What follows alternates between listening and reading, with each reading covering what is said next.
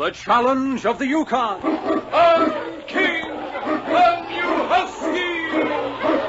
King, the swiftest and strongest of Eskimo lead dogs, blazes the trail through storm and snow for Sergeant Preston as he meets the challenge of the Yukon.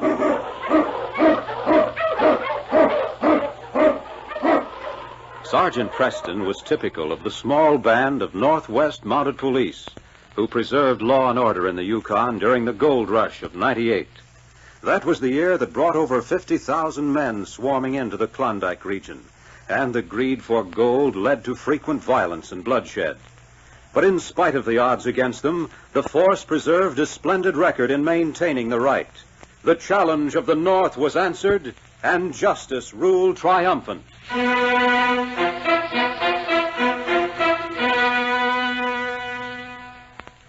Dan McGregor's cabin was in one of the most isolated stretches of the Yukon wilderness. Far off the trail, it was a long, tedious journey to civilization even in good weather. In the blast of the terrible winter, it was almost impossible to travel. Inside, the cabin was warm and cozy. Dan's young wife, Mary, busied herself putting dishes away, while Dan and an old sourdough, Clancy O'Connell, sat talking before the heartening blaze of a good fire. Dan held a young baby on his knee. Clancy broke the friendly silence that had fallen on the happy group. Yes, sir, by golly, that young'un sure is growing. Just look at how he's watching you, Dan. Bright as a button, aren't you, son? You know, Clancy, I was afraid of having him and Mary stay up here. Oh, there's a man for you. The children weren't raised in the wilderness before.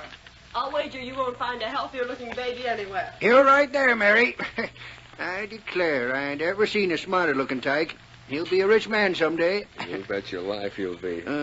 Say, Dan. Yeah? Last time you was to town, did you see anything of McLean? Mm-hmm. Did he have anything to say about the mine? Just asked me how it was coming. You gave him all the details, I reckon. Well, sure. If it hadn't been for him, we wouldn't be so well off this winter. I don't mind telling you, I was ready to give up when he staked me. You got something on your mind, Clancy. Might as well spill it. No, I was just thinking, that's all. Thinking what? I've been knocking around up here for more years than I like to remember, Dan. And you can take my word for it, a man meets all kinds, good and bad. I always did think McLean was one of the bad ones. He's mighty good to me. Well, why shouldn't he be? You paid him back 5 times over for what he ever staked you. It's none of my business, though. Hey, that's funny. Visitors. Here, take the baby, Mary. People don't usually go visiting this time of year, son. Hi there, Dan. McLean, what brings you up here? Oh, just came up with the boys for a spell. Send to the dogs, will you, Pete? Sure. Here, you huskies. Don't mind if you come in, do you, Dan? Well, no. Hi, boys. Oh, Miss McGregor. Hiya. Mighty comfortable place you got here. First time you've been up here, isn't it? Yeah. I guess you're pretty well fixed for supply. Now, we took care of that a long time ago. We've got enough caribou meat to see us through the winter. That's good. I'm glad to hear it. Now, you're better fixed than anyone this side of Melville. How's that? The supply boats ain't come through yet. Oh, Yeah, it's bad. Bad. That ain't half of it. we have plenty here. If you men need food, we'll be glad to share some of our supplies with you. Sure. But that ain't exactly what I had in mind, Miss McGregor. If it isn't food you want, Mr. Oh, it's McLean. food we want, all right. But we don't aim to take no share of what you got here. Well, you're welcome to it. We're taking all of it, Dan. You're what? Yeah, you heard me, old-timer. He's joking, Dan. He can't possibly I mean never it. joke. Dan knows that. Why, that dirty swine. I always knew he wasn't Don't rich. reach for that gun, Grandpa. You just do what I say. You're holding the gun, Mac. Go ahead. What's on your mind? Well, me and the boys have come a long way. A mighty long way, just to make you a proposition. A proposition, he calls it, We yes. started out with all the supplies we could get our hands on. Buying supplies, of course. Come on, McLean. Get to the point. Yeah, boss. Cut out the gap and give it to him straight. Shut up, I'm running this outfit. And now that we're here, we're willing to let you and Mrs. McGregor have a day's supplies for you and the dog. Now, wait a minute. We're not leaving this cabin. You're leaving right now. But the baby. That's your concern, not mine. But it's murder. You know we can't reach the trading post. Why, it'd take us 3 days. My. Now, ain't that too bad? I'm sorry, Dan. That's all the food we can spare.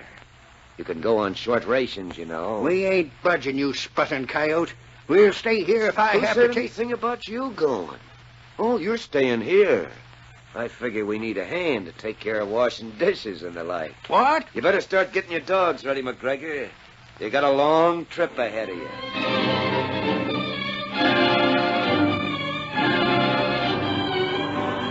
A sharp wind whipped Sergeant Preston mercilessly as he urged his team over the trail.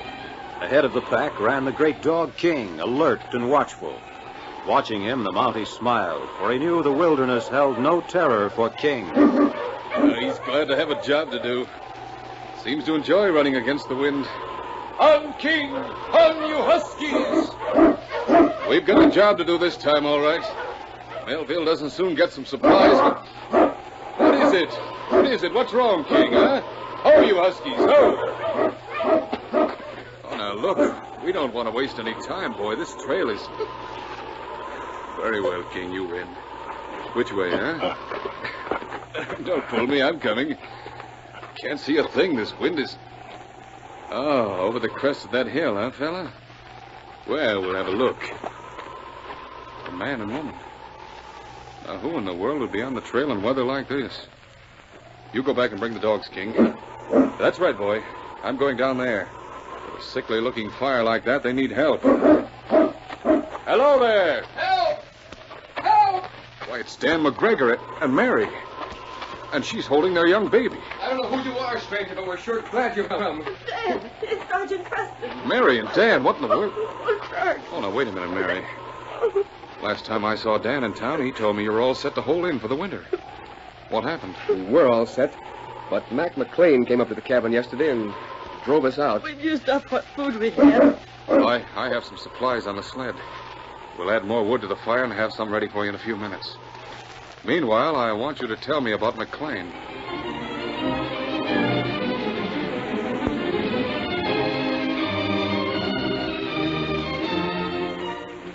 It was shortly after dark. In Dan McGregor's cabin, the fire burned brightly. Mac McLean paced the floor restlessly with his hands in his pockets, outlining a recently hatched scheme to his men. Clancy, the rugged old prospector, washed at the dishes sullenly, his sharp ears taking in every word of the conversation. Yeah, it was a lucky break for us when you spotted the Morning Star down the river, Pete. Yeah. If we take over the supplies she's carrying, we can name our own price in Melville. She's stuck solid. Yeah, stuck solid. What could be better? I'll tell you what I want you and Lefty to do, Pete. Yeah, I'm listening. Make your way down to the trail, then get down to where the Morning Star is and see how many windows are lighted up. Maybe we can get a rough idea how many men are on board. All right. It won't take us more than 15 minutes to Make do sure that. it don't. We can't afford to waste much time. Right. Hey, where you going, Grandpa? Just going out for a breath of fresh air. What I don't get in here... Oh, no, you ain't. If you wasn't so busy planning how to keep food from starving mouths, you'd have noticed the fire's burning low and we need wood. You going to get it or do I? All right.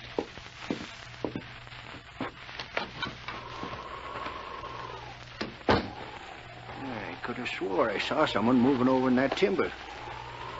But I don't see him now. Rotten varmints. I only hope Dan and Mary... Hey, what in the... Looks like a dog coming from the trees. Well, I'll be a friendly one, ain't you, boy? Good-looking husky. Yeah, what's the...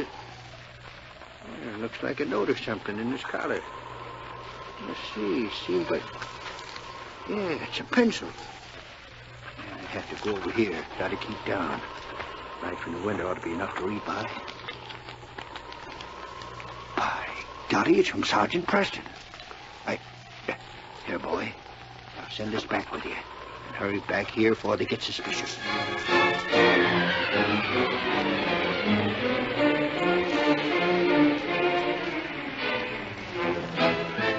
Back in the cabin a half hour later, Clancy puffed silently on his pipe, while Mac McLean peered anxiously out of the window. Seems like they ought to be back by now, Mac. Yeah, the darn fools. What's keeping them?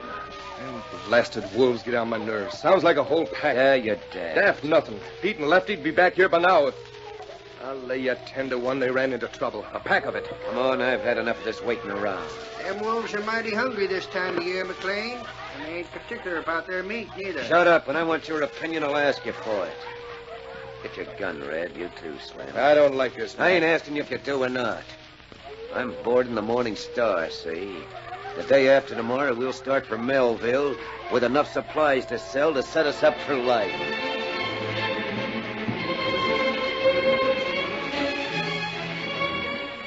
As the three men left the cabin, sharply silhouetted against the snow, they were watched by Sergeant Preston. King stood at his master's side, every muscle tense, his keen eyes following the progress of McLean and his men. You're right, Sergeant. There they go. The three of them. Out to look for our friends here. It's a good job of gagging them, Dan. I'd like to have brained both of them. But never mind. They'll get what's coming to them when we get them back to Millville. Clancy was right about the Morning Star being down the river. Look, Dan. The back door of the cabin. Clancy. He's heading this way. Go to meet him, King. We'll wait till they're far enough away from the cabin for me to circle around them. Then, Mary, you go back into the cabin with the baby.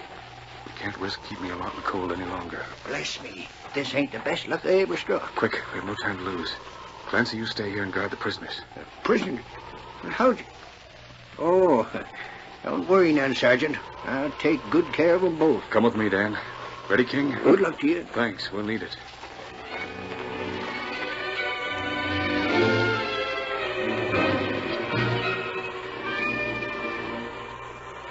There they are, Sergeant. Yes, I see them. They're making slow progress. All right, King. Start howling like a wolf. Come on, Dan. Let's see how good our imitations are.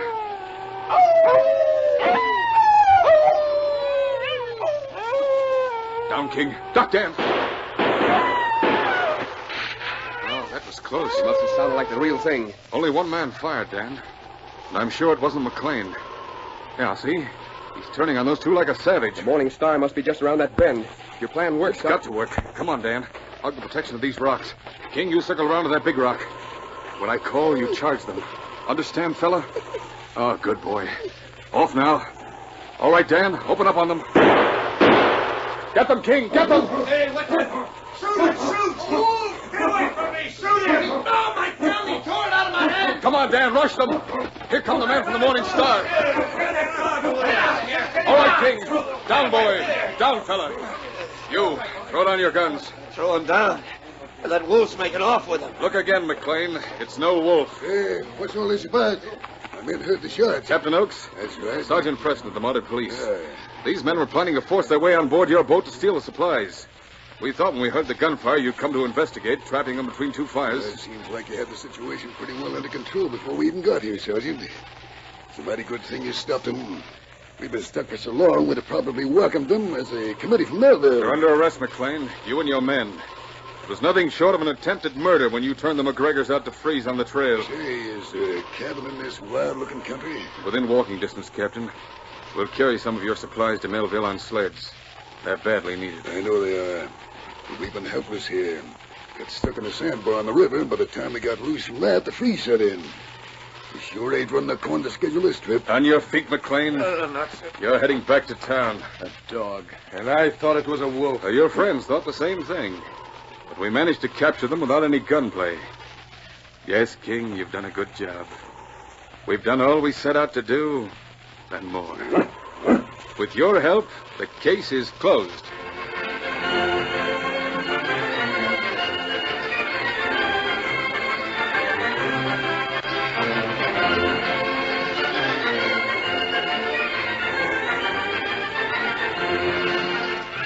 Challenge of the Yukon, a copyrighted feature of the Challenge of the Yukon Incorporated, brought to you each week at this same time, originated in the studios of WXYZ Detroit. The characters and events in tonight's drama were fictitious. Bob Height speaking. This is the Michigan Radio Network.